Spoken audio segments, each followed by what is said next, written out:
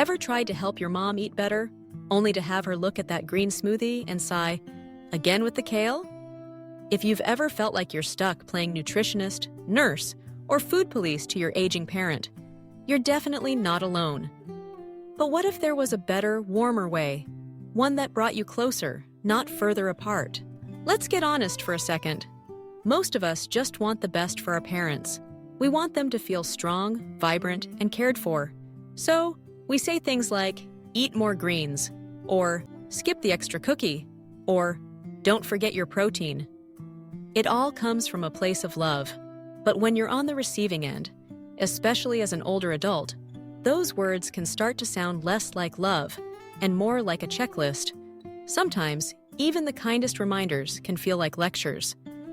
The table gets a little quieter, the smiles a little tighter, and suddenly, dinner feels less like home and more like a routine at the doctor's office.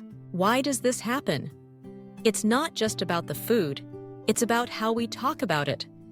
As people get older, one thing becomes especially precious: autonomy. The feeling of being in charge of your own choices, your own body, your own life. When those choices feel like they're slipping away, whether because of health changes, mobility, or just the well-meaning advice of loved ones, it's normal to push back, even if that means skipping the salad or sneaking a sweet treat. Nobody wants to feel like a case, especially not from their own child. When our words sound clinical, it can trigger quiet resistance, even when all we want is to help. So, what's a caring son or daughter to do? The answer isn't stricter rules or sneakier veggies. It's about shifting the conversation from correction to curiosity. Invite your parent into the process. Ask them, "What feels good in your body lately?" Or, "Do you want to help me invent a recipe that's delicious and gentle on your joints?" Or, make it a game. Let's do a taste test between these two soups. You be the judge. Instead of passing down orders, you're sharing an experience. You're not managing their plate. You're making memories together. Let me share a story. One woman I coached was at her wit's end. Her dad refused anything labeled healthy. Every meal was a battle. One day, she tried something new. She asked him to be her recipe advisor.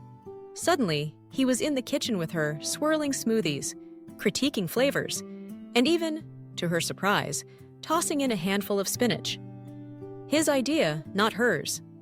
The mood changed. There was laughter, pride, and connection. That breakthrough? It happened when she stopped being his nurse and started being his teammate. If there's one takeaway, it's this: your loved one doesn't need a food manager. They need a companion.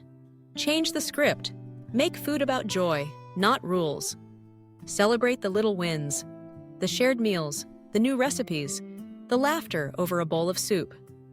When the pressure is gone and the partnership is real, the changes you hope for will often follow naturally.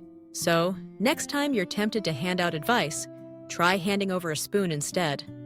Invite them to create, to taste, to share. You might just discover that the best ingredient on the table is each other.